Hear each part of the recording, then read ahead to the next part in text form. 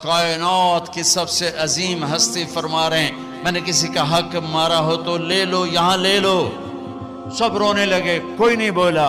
آپ اترے، ظہر کی نماز پڑھائی، اس کے بعد دوبارہ ممبر پر تشریف لائے اور پھر فرمایا کہ میں نے کسی کا حق مارا ہو، میں نے کسی کا حق دینا ہو، بولو۔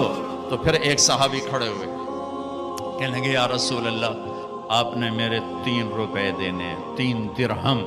تو آپ نے فرمایا ہاں میں نے دینے ہوں گے پر مجھے ذرا یاد دلا دو۔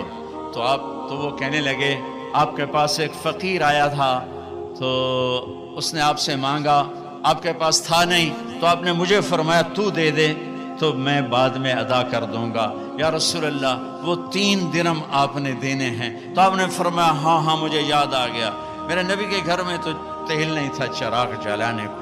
جس رات کی صبح آپ دنیا سے گئے ہیں اس رات میرے نبی کے گھر میں تیل نہیں تھا، ایک چھٹانگ۔ حضرت ام عائشہ پڑوسن سے تیل ادھار مانگ کر لائیں اور اس سے چراغ جلایا۔ تو آپ نے فضل بن عباس سے فرمایا کہ فضل میرے بھائی یہ میرا قرضہ تیرے ذمہ ہے۔ ان کا یا رسول اللہ میرے ذمہ ہے۔ پھر آپ تشریف لے گئے، نمازوں کے لیے آتے رہے۔ جمعرات عشاء کی نماز کے لیے یہاں تک آئے، سرانے سے غش کھا کے سرانے پر گر گئے۔ پھر اٹھ کے پوچھا عشاء ہو گئی؟ کہا جی انتظار ہو رہا ہے۔